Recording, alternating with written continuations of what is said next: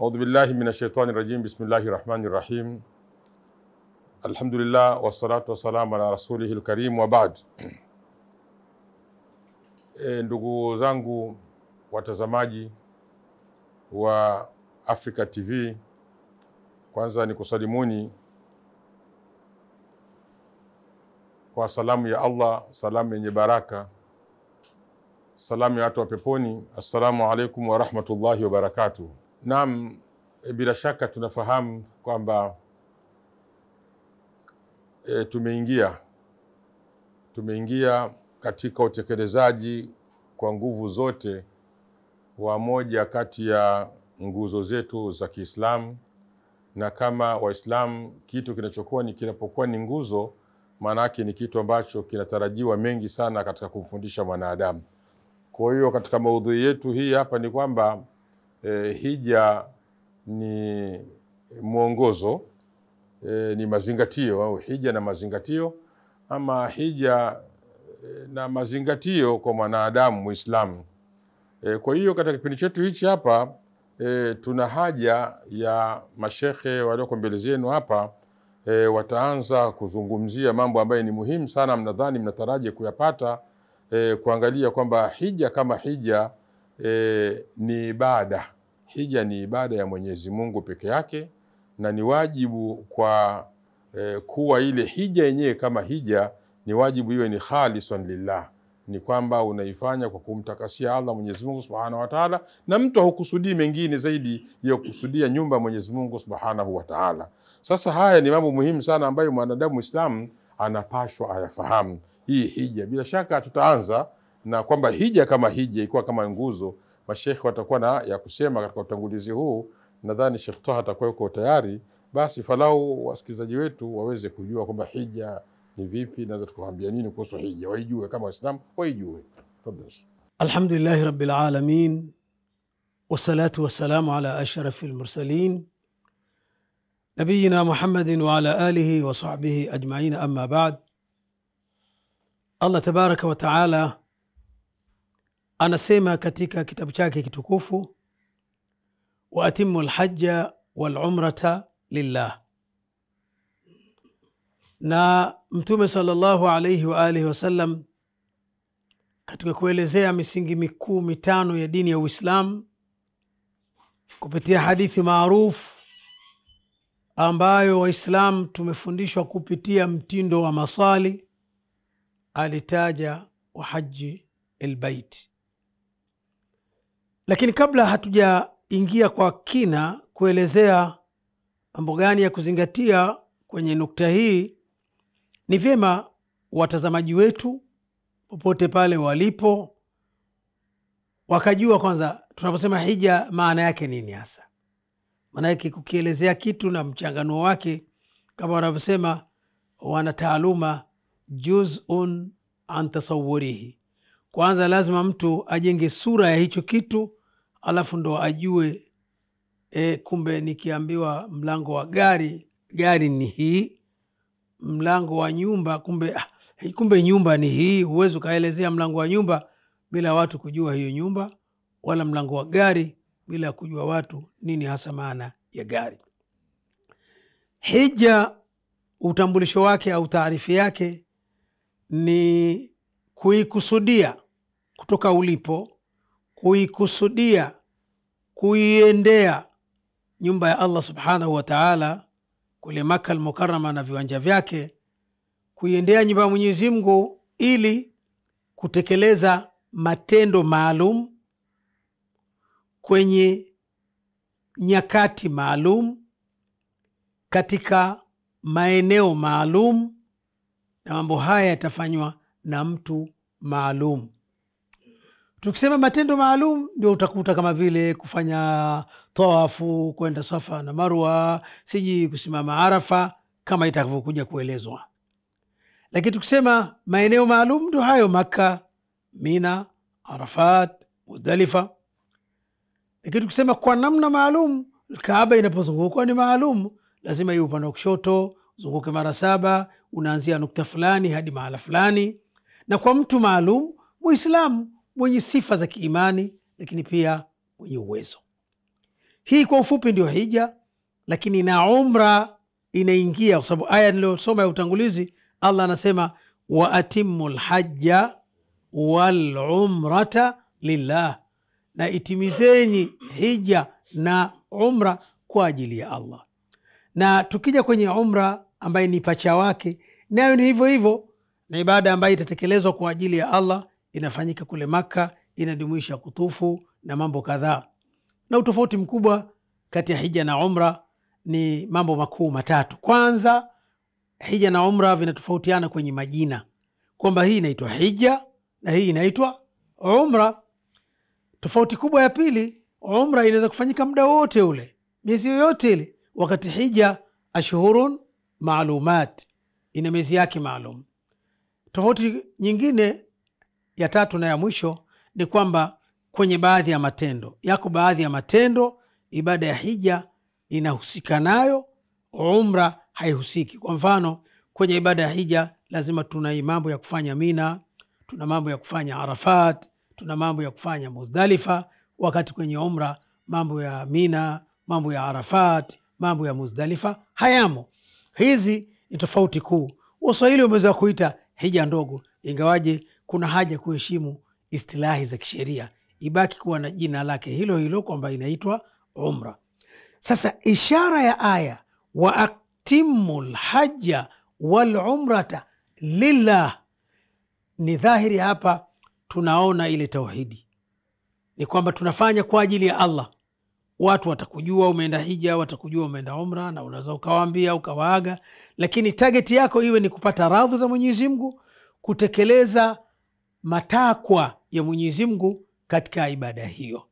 Yako mengi utaelezea kwenye dhana hii ya kuona inakuwaje tauhidi, kwa sababu katika hija kuna ibada wakati mwingine hata za kushika mawe, za kuyasujudia, za kuyabusu na kadha, lakini bado utaona tauhidi iko pale pale. Mwenyezi Mungu anaagiza hayo yafanyike, huku akieleza antahira baitia litaifina walakifina mpaka mwisho.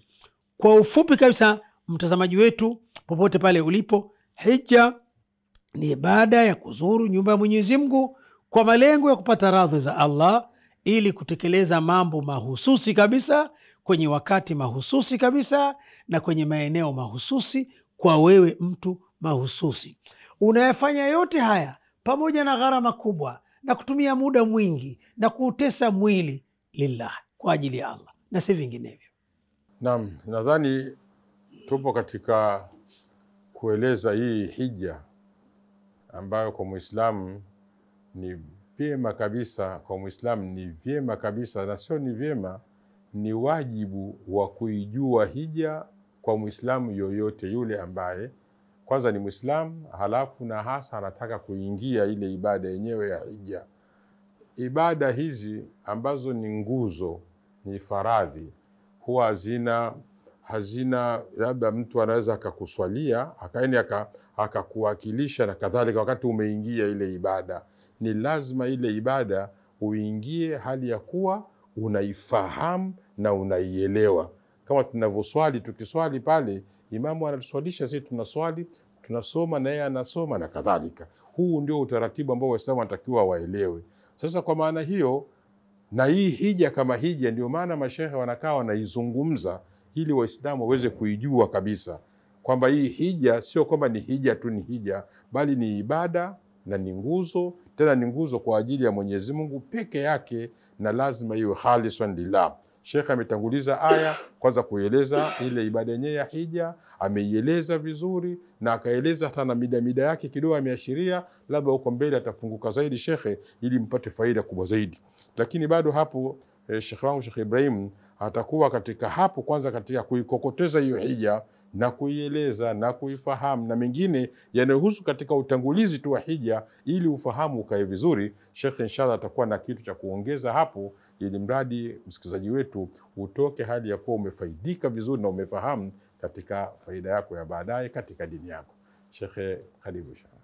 Alhamdulillah rabbil alamin, wassalatu wassalamu ala ashrafil anbiya wal mursalin sayyidina Muhammad wa ala alihi wa ashabihi ajma'in, wa ba'd. Kwa hakika ni kwa kumshukuru Allah subhanahu wa ta'ala ambaye kwa hikma zake anatupa mawasimu. Kama ambavyo tuna misimu ya kilimo, tuna misimu ya mavuno, tuna misimu ya mvua, ya jua, lakini Allah ametuwekea mawasimu za khairat na kuzidisha khairat, na kuna mawasimu ambazo zinawekewa ibada maalum. Tupo katika kipindi ambacho ni kipindi cha kutekeleza hasa ibada ya hija. Alhajj ashhurun maalumat, kama ambavyo Sheikh wangu Sheikh Taha ameelezea kuhusiana na Allah subhanahu wa ta'ala kwamba ameweka kipindi maalumu kwa ajili ya kutekeleza ibada ya hija, na kipindi chenyewe kinaanza tokea mfungo mosi Shawali na kinaendelea mpaka siku 10 za mwanzo za mfungo 3, muda wake unakuwa unakamilika.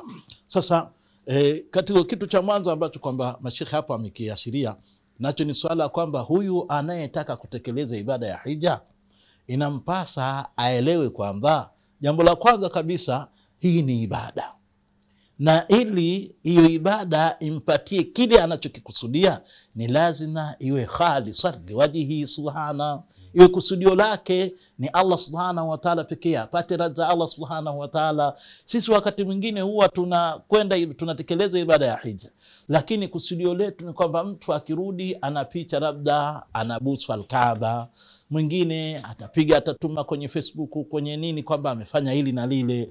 Haya sio malengo. Au mwingine anafikiria kwamba akirudi basi anabadilisha jina, badala ya kuwa anaitwa Ibrahim Ghulam sasa ataandikwa kabisa Al-Hajj Ibrahim Ghulam. Haya hayapaswa kwamba yasiwe ndio malengo. Hatumzuii mtu kufanya hivyo, lakini tunasema kwamba lisiwe kwamba ndio nini, ndio lengo. Kama ambavyo zilivyo ibada nyingine zote, Allah subhanahu wa ta'ala, Mtume sallallahu alaihi wasallama alituelekeza akatuambia kwamba innamal a'malu binniyati, kwamba matendo utakavyoyafanya, utaelewa kwamba unataka kutekeleza tendo, basi iwe kusudio lako wewe ni Allah subhanahu wa ta'ala, kwa sababu utalipwa kulingana na nini, na nia yako. Nia yako ilikuwa ni ipi? Na Allah subhanahu wa ta'ala katika hadithi al-Qudusi amezungumza akasema, afika mahala akasema kwamba man amila amalan wa ashraka bi ghairi taraktuhu wa shirkahu, yote ule ambaye atafanya tendo lakini katika kulifanya hilo tendo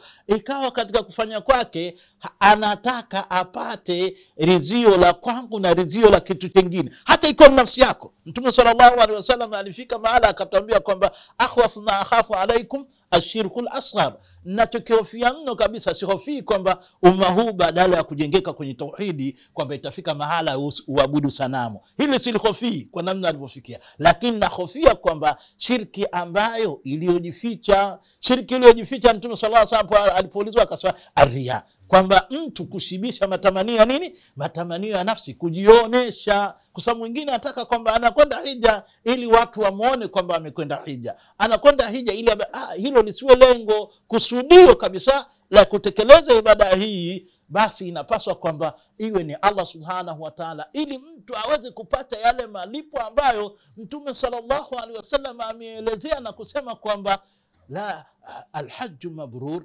laysa lahu jazaa illa janna. Haji iliyokuwa imetengenea ikafanywa ipasavyo ikawa inastahili kukubaliwa haina malipo isipokuwa ni nini? Isipokuwa ni pepo. Sasa ibada ya namna kama hii inapaswa kabisa mwanzo, kabla mtu hajaanza kuitekeleza, hata kama huku nyuma alikuwa na baadhi ya mawazo, baadhi ya fikra, inatakikana kwamba kabla ya kuingia kwenye ibada yenyewe basi ahudhurishe hili, kwamba atoe hayo aliyokuwa akiafikiria na badala yake aingize kwamba mimi ninachokwenda kukitekeleza hichi ni kwa ajili ya Allah subhanahu wa ta'ala. Naangalia katika watu ambao mimi si mtaalamu wa lugha, lakini ukiangalia usulubu wa Qur'an ulivyokuja, Allah subhanahu wa ta'ala anafika akielezea hija, afika mahala anasema walillahi ala nas hijjul bait man istata'a ilayhi sabila. Wanawazuoni wanasema kwamba kiasli Waarabu hawana tabia ya kuanza mazungumzo yao kwa kuanza na nini, na hizi harufu za jari. Hawana utaratibu huo, hawana.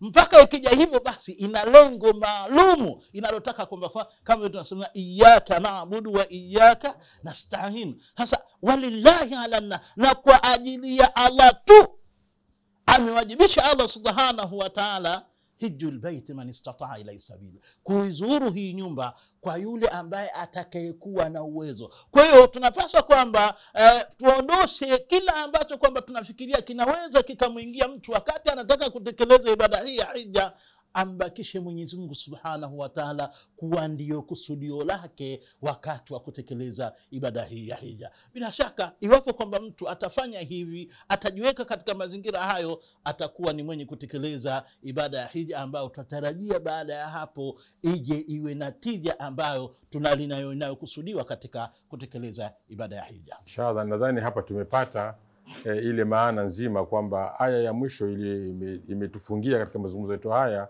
Allah akisema walillahi ala nasi hijjul baiti man istata'a ilayhi sabila, walillahi ala nasi, kwamba ile maana nzima kwamba hii ibada asikusudiwe na iwe khalis, ni hasa kwa Mwenyezi Mungu. Hiyo ndio maana ambayo sasa kuanzia sasa na kuendelea tutoke nayo katika vichwa vyetu, ili sasa tuweze kujua namna tunavyoingia katika ibada ya hija kwamba ni ibada ya nani na imechukua ina uzito wa namna gani.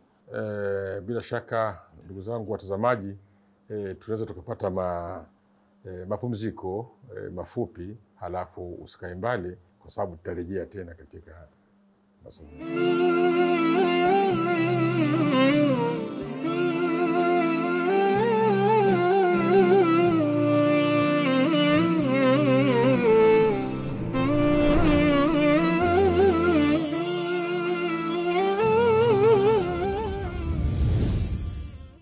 Naam, bila shaka tunaendelea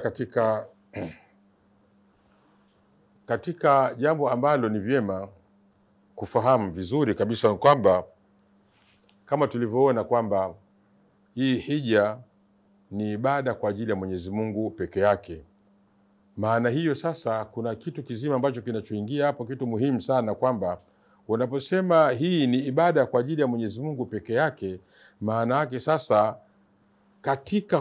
katika kule kuendea ibada hii ya hija lazima uwe na maana au dhana nzima ya at-tauhid, ile ya dhana nzima ya kumpwekesha Mwenyezi Mungu lazima ionekane pale. Dhana ile lazima ionekane na ishuhudiwe. Na bahati nzuri katika hija, kama mnavyofahamu, mara nyingi sana katika hija, sio mara nyingi sana, ndivyo inatakiwa, tunaanza na hija, tunaanzia kwenye kuhirimia, na katika kuhirimia pale maana yake ndio kutia nia ya kujizuia na mambo na kutekeleza mambo. Hapo kuna jambo pale tunavyoona mashekhe kwamba watu pale moja kwa moja huwa inaonekana ile tauhidi huwa inaanza kuwa ndio mwimbo. Kama ni mwimbo basi ndio mwimbo, kama ndio kauli mbiu ndio kauli mbiu. Kwa Sheikh Ibrahim, nadhani baada ya kuhirimia pale huwa kuna wimbo pale, kuna maneno ambayo lazima yaendelee kusemwa pale. Sheikh, hebu tukumbushe kidogo labeka kitu cha namna hii katika ile kuonyesha at-tauhid fil ibada, kwamba jambo la kwanza tangazo ni ile. Sheikh, hebu unaweza kutupa hapo, na Sheikh baadaye ataendeleza katika hilo ili watu waweze kupata maana nzima na dhana nzima katika ile at-tauhid fil ibada. Katika ibada yenyewe sasa jambo la kwanza ni tangazo la tauhid. Karibu Sheikh. Alhamdulillah rabbil alamin. Wassalatu wassalamu ala ashrafil anbiya mursalin sayyidina Muhammad wa ala alihi wa sahbihi ajmain. Wa ba'd. Kwa hakika ukiangalia ibada ya hija ilivyo, kama mtu hukuwa makini sana, unaweza ukajikuta kwamba huna chochote unachokifanya, kwa sababu sheria inachokutaka unatoka tu kutoka sehemu moja kwa sehemu nyingine. Hata matamshi kiasili hakuna matamshi maalum, isipokuwa maeneo machache sana, nayo hayo matamshi hayazingatiwi kwamba ni nguzo, kwa sababu kwenye hija, ibada ya hija kuna nguzo, lakini nguzo ni kuhirimia, ambayo ni nia yenyewe, ni kuhirimia. Unasema kwamba kuhirimia ni nguzo, na kuhirimia kwenye mikato wanasema ni wajibati, sio katika wajibati. Sasa tunapokuja kuiangalia hili lote hili, tunapaswa kwamba kama tulivyosema kwamba tunatakiwa kwamba mtu aiweke nia yake iwe ni safi sana. Sasa haya matendo ambayo yanafanyika, matendo haya yanayofanyika kwamba mtu anahama kutoka hapa anakwenda pale, pengine inaweza ikaja ikaingia sura ambayo si sura sahihi. Pengine ndio hili ambalo lilokuja kupelekea kwamba jambo la kwanza kabisa unatakikana kwamba wewe kama ni kutangaza utangaze kwamba labbaik Allahumma hajj. Ile kwanza unaingia kwenye nini? Kwenye ibada yenyewe kwamba ewe Allah subhanahu wa ta'ala, naitikia wito wako ule uliotangaza, wa'adhini fi an-nas bil hajj, kwamba mimi nimekuja kuitikia wito wako Allah subhanahu wa ta'ala. Sasa baada ya kusema kwamba umeitikia wito, ndio hapa sasa kunasuniwa kwamba wewe iwe muda wote katika mwenendo wako, katika safari yako, mpaka utakapokwenda kuingia kwenye tawafu, uitikio lako au kauli mbiu yako labbaik Allahumma labbaik, labbaik la sharika laka labbaik, innal hamda wan ni'mata laka wal mulk la sharika laka. Hii nayo hii vile inatangaza nini? Tauhid. Labbaik Allahumma labbaik, nimekuitikia ewe Mola wangu, nimekuitikia. Labbaik la sharika laka labbaik, nimekuitikia wewe Allah subhanahu wa ta'ala ambaye huna mshirika. Jambo la kwanza kabisa unamtakasa Allah subhanahu wa ta'ala na mshirika wa aina yoyote ile. Sasa hili tusilichukulie tu kwamba ni wimbo, tusichukulie tu kwamba ni kauli mbiu, lakini natakikana kwamba tuwe tunaiingiza katika maana ambayo inakita katika nafsi zetu, kwamba sisi ni kweli hatumshirikishi Mwenyezi Mungu Subhanahu wa Ta'ala. Kuna baadhi ya watu, mtu anatoka kwenda hija, basi jambo la kwanza kabisa kuna vitu huku anavifanya, vitu hivi anavyovifanya baadhi vinakwenda kinyume na tauhid. Wako baadhi ya watu kabla ya kwenda kwenye ibada ya hija, kwanza mtu pengine anakwenda kufanywa jambo fulani la kimila. Wako watu wanaenda kama hii. Sasa hii haionyeshi nini? Labbaik la sharika laka labbaik, haionyeshi hilo. Kwa hiyo kinachotakana kwamba uelewe kwamba kauli hii wewe utaikariri kila mara, labbaik Allahumma labbaik, labbaik la sharika laka labbaik, halafu unasema innal hamda wan ni'mata laka wal mulk la sharika laka. Hakika sifa zote zilizokamilika, sifa zote zilizokamilika, neema zote ni za kwako wewe Allah subhanahu wa ta'ala, huna mshirika. Sasa hii kauli hii nayo ni kauli ambayo inasisitiza kwamba hakuna ambaye anastahiki kuabudiwa isipokuwa nini? Isipokuwa ni Allah subhanahu wa ta'ala. Kwa hiyo tamko hii, kauli mbiu hii nayo ni kauli mbiu inayosisitiza juu ya kwamba kutekeleza kwako ibada hii ni kwa ajili, pamoja na kutekeleza ibada hii unaitekeleza hali ya kuwa ukimpwekesha Allah subhanahu wa ta'ala, humshirikishi na kitu chochote.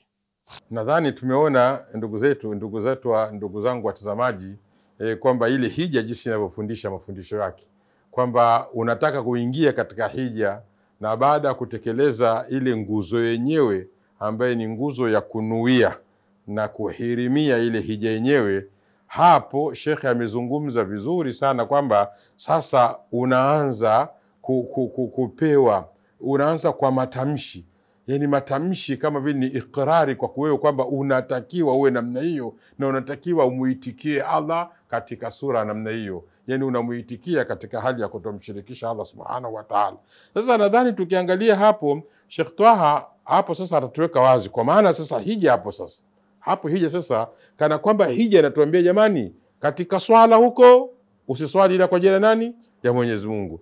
Unapokuwa katika masala ya kutaka msaada, istighatha, ni kwa huyo. Ukitaka kutawakkal ni hivyo. Ukitaka madadi na auni aina yote, msaada yote, ni Allah. Nadhani sasa hija sasa inakurudisha katika mengine mengi ambayo unayofanya kila siku, inatakiwa namna hiyo. Kwa hiyo Sheikh, nadhani hapa sasa kuna mambo mengi hapa. Kuna hiyo kuswali, kuna hiyo istighatha, kuna tawakkuli, kuna kutaka msaada, vyote hivyo sasa hija sasa inatuelekeza huko. Nadhani Sheikh ungewapitisha watu kwanza wakaona hayo mengine, hiyo swala yenyewe kidogo, istighatha yenyewe kidogo, hiyo tawakkuli kidogo, hiyo talabul madadi kidogo, hiyo ambapo hija sasa nakwambia vyote hivyo, unaona iwe kwa nini Sheikh, nadhani watu watazamaji wangepata kupata hivi vitu istighatha na ghasia na ni Sheikh agushe kidogo kwamba kuna baadhi ya watu atakwenda hija kwanza mpaka aende mahala akafanyiwe mambo afu ndo aende huko, wakati huko tayari inakwambia hapana. Sheikh, tafadhali, maana watu wana hamu ya kusikiza jambo hili. Wallahi ni kweli. Bismillah walhamdulillah wassalatu wassalamu ala rasulillah. Ni kweli kama alivyosema Sheikh Ibrahim akitunukulia maeneo muhimu. Ibada ya hija ukiangalia muundo wa nje tu unaweza ukadhani mbona yale yale mawe, mbona yale yale majumba, mbona yale yale kadhaa, mbona hivi. Lakini kwenye msingi wa asili Allah anasema wa idh bawwa'na li Ibrahima makana albayt. Kumbuka tulipombainishia Ibrahim mahala inapotakiwa kujengwa al-Kaaba. Ndio hapo baada ya ihramu hii atatoka na kauli mbiu hizi labbaik Allahumma, lakini hatimaye tutakuja kwenye al-Kaaba. Hapa makana al-Bait kubwa linalosemwa alla tushrika bi, lakini maeneo mengine yamekuja yakataja vitu vingi. Antahira baitia litaifina walaimina walakifina warukai as-sujud. Ni tauhidi tupu ya kumwelekea Mwenyezi Mungu, na ndiyo maana ili kuingia katika eneo hili huwa kunatanguliwa na mabadiliko mengi ya kumtengeneza mtu. Ndugu zetu wenye elimu ya usafi, zamani elimu ya usafi wa akhlaq ikiitwa tasawuf.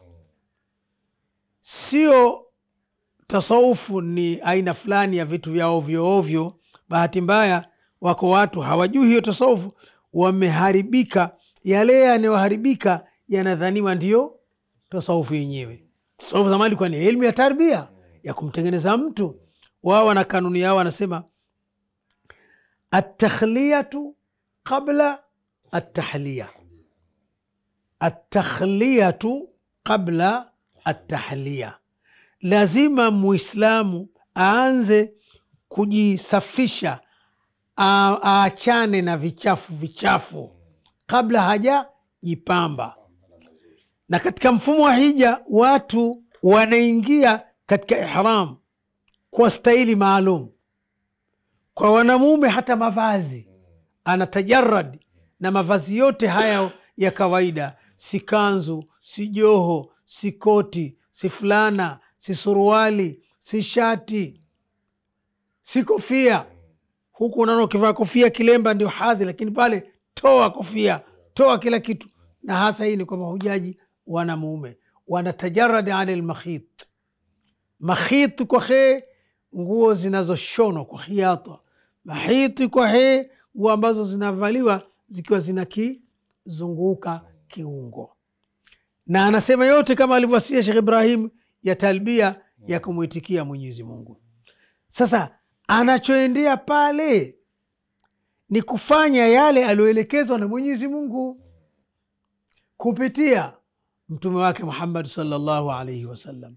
Ndio maana atokako akifika pale akiwa mnyenyekevu kabisa anakutana na tawafu. Sasa hii tawafu itakuwa na mahali pake pa kuzungumzwa, lakini nilipotaka mimi pakumbukwe ile aya yenyewe inataka watu nyumba ya Mwenyezi Mungu waitaharishe, pasiwe na athari zozote za kishirikina wala pasiwe na ya kumshirikisha Mwenyezi Mungu. Pasiwe na athari zozote za kumshirikisha Mwenyezi Mungu wala vitendo vya ushirikina. Makuraishi enzi zao kabla Muhammad sallallahu alaihi wa alihi wasallam walikuwa hata nguo, kama watakosa nguo maalum, walikuwa kwa kutii hili hata nguo zao za kawaida walizokuwa wanatumia walikuwa hawavai. Mtu anaona bora aende utupu kabisa akiwa uchi wa nyama, lakini asivai nguo ambazo anaamini huwa anazitumia kwa ubaya. Kimsingi hija tokea mwanzo kwenye ihram mpaka mwisho, tutakujaona mtume wa Mwenyezi Mungu alichoelekeza. Tukio la mwisho akhirul ahdi iwe ni kuiaga al-Kaaba, mtu unajiondokea. Kwa hivyo ni tauhidi kamil katika kila nyanja zake. Kila kitu kinafanywa kwa ajili ya Allah na si vinginevyo. Nadhani bila shaka ndugu zangu watazamaji, tumepata huu utangulizi mzuri wa kueleza kwamba hija ni ibada kwa ajili ya Mwenyezi Mungu khalis, na lazima iwe namna hiyo, na tufanye hivyo na tuelewe hivyo inshallah. Kwa uwezo wa Allah atawafikisha ili tuwe ni watu wenye kusikiliza na wenye kufaidika na mafundisho yetu katika Uislamu.